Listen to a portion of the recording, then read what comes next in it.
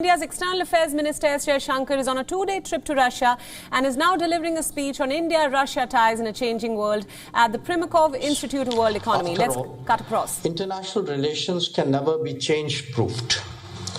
If there are enhanced capabilities in some cases or contractions in others, strategists and diplomats need to adjust their calculations accordingly. That is certainly the case with the Indo-Pacific, whose disconnection was an outcome of a certain moment of history. For a nation like India that now sees much of its trade eastwards, we must look beyond such anachronisms. Both our interests and our reach today extend well into the Pacific. Our major partners are located there, and indeed the cooperation with the Russian Far East is one notable example. The reality is that there is a vast global commons whose safety, security, ecology, environment, and activities are increasingly a shared responsibility. For those who wish to better understand our thinking, I would refer them to the Indo-Pacific Oceans Initiative that Prime Minister Modi announced at the East Asia Summit in 2019. The ability of India and Russia to work together is facilitated by our shared belief in the centrality of the ASEAN. The shift of global growth eastwards has been a continuous phenomenon over the last 4 decades. Its consequences for the international order are now getting visible. This shift took place largely in the context of globalization, though it was not unaffected by big power calculations. As it unfolds, concerns both during the COVID pandemic and before have provided some insights into the risks of globalization. On the political front, it is essential for India and Russia to work together to ensure the stability and diversity of the world as we know it. This includes insistence on honoring agreements and observing laws. On the economic side, there is a growing realization of the importance of resilient and reliable supply chains. Collaboration can surely add to the options before the world, as we have already seen in the case of vaccines. If we are to continue influencing the direction of global developments positively, it is imperative that we always pay adequate attention to the constant strengthening of our bilateral cooperation. In 2 decades of strategic partnership and 5 before that of close friendship, defense, energy, nuclear, space, and science and technology have constituted the key propelling forces. Russia has always been a dependable defense partner of India. The enormous experience of past cooperation is today being applied to a more contemporary requirement, including the Make in India program. This transition can accommodate the interests of both sides and even lead to new areas of military technical collaboration. The BrahMos example could well be a precursor of what is to come. This needs to be accompanied by a greater focus on military-to-military ties, including in the maritime domain. The establishment of the 2+2 mechanism, which was recently agreed to between the Prime Minister and President Putin, promises to provide a new vitality. Space and nuclear are among the success stories of our relationship. The Kudankulam project was the first beneficiary of India's resumed civil nuclear collaboration with international partners. The trilateral nuclear cooperation that we both have with Bangladesh also holds very interesting possibilities. Insofar as space is concerned, the training of Indian astronauts for the Gaganyaan mission brings back memories of Rakesh Sharma's flight into space. Overall, science and technology have been a productive area that could be taken forward with the participation of the private sector. This bodes well for both commercialization and for startups. And if I were to give you an example of the collaborations underway, I would particularly point to the Sputnik vaccine, and we should recognize that this has benefits not just for public health in India, but actually larger gains for the international community. Where investment and trade are concerned, the last few years have seen a visible pickup, especially in the energy sector. As a result, we are seeing more Indian participation in production and import of oil and gas, as well as greater Russian presence in refining and distribution. Expanding trade in goods is very much the focus in pharmaceuticals, medical devices, fertilizers, chemicals, petrochemicals, agro industries, and timber. These are all areas of interest.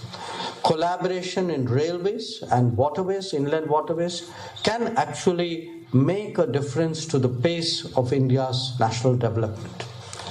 Where trade itself is concerned, more efficient connectivity and reduction of non-trade barriers are areas that need to be addressed.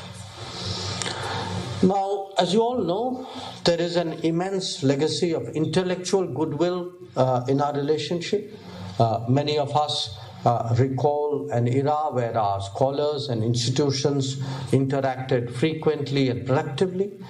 And in fact, IMEMO was itself one of the centers of this bonding, and I particularly appreciate Dr. Dinkin's commitment to maintain this tradition. Today, there is a need to reconnect our youth and renew appreciation of our languages, literature, and sciences. The importance of tourism for our relationship can never be underestimated. Some initiatives have already started to take place, while others are still in the pipeline. The Serious Atal Innovation Mission, started by Prime Minister Modi in 2018, represents a new model of interaction. We welcome the ICCR Oriental Institute fellowships that were established recently. The Ganga-Volga dialogue, participation in the Raisina dialogue, popularity of yoga, the revived interaction on Buddhism, and digitization of manuscripts are all examples that speak of a renewed enthusiasm. So, as we contemplate the future, how we navigate some of the important transitions will help define our further ambitions. India and Russia will definitely see more common opportunities in the regions immediately beyond. New partnerships could also be explored, including in the trilateral formats. Connectivity will be increasingly central to our interests, whether we speak of the North-South corridor, the Chennai-Vladivostok Maritime Corridor, or the Northern Sea Route. India is actively engaging with the Eurasian Economic Union for a trade agreement and participating in the endeavors of the SCO and BRICS. When it comes to disarmament or technology issues, we seek practical and productive outcomes in multilateral fora. Reformed multilateralism is also in our common interest, and we value Russia's support for India's permanent membership of the UN Security Council. Regional issues like Afghanistan and Middle East have seen convergence previously that may be mutually beneficial to continue. As an observer state, India is also interested in deepening its engagement with Russia, the chair of the Arctic Council, on Arctic issues. Energy, in particular, holds enormous promise as the two nations engage in long-term planning and cooperation. The big issues of our time are combating terrorism, addressing pandemics, and acting on climate change. On all of these, India and Russia are unquestionably on the same page. We have both been victims of fundamentalist thinking and know well the dangers of radicalization and extremism. As pluralistic societies, we must be especially on guard against the revival of such forces. Where global health is concerned, a history of scientific collaboration can today be repurposed to meet this new priority. On climate change, Russia can really be an indispensable partner as India transitions towards greater LNG consumption and renewables. The direction and progress of major relationships is very much dependent on our leadership. In our case, Prime Minister Modi and President Putin have met 19 times since 2014. That itself speaks a lot for their commitment. We, of course, look forward to hosting the President in India for the annual bilateral summit.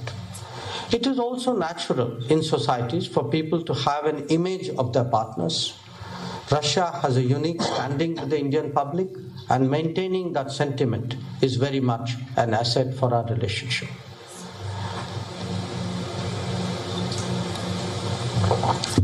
In the world of current diplomacy, ours is a particularly mature relationship.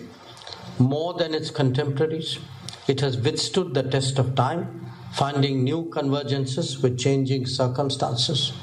Geopolitical compatibility, leadership trust, and popular sentiment remain its key drivers.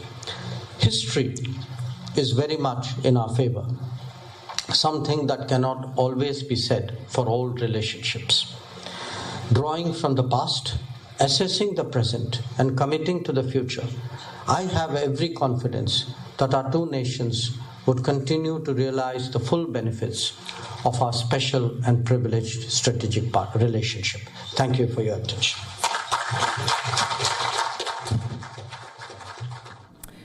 That was India's External Affairs Minister S. Jaishankar addressing a prestigious institute in Moscow on his visit to Russia. Some of the statements that stood out where Jaishankar said that the multipolar world must have a multipolar Asia as a very important constituent, putting the focus on the role of Asia and India at the global stage. Several other statements coming in where he said that it is very important for both Russia and India to work together towards a resilient and reliant supply chain mechanism, to collaborate on various sectors such as vaccines, more importantly, defense, nuclear, energy, science and technology. India's foreign minister also said that Russia has always been a strong partner for India.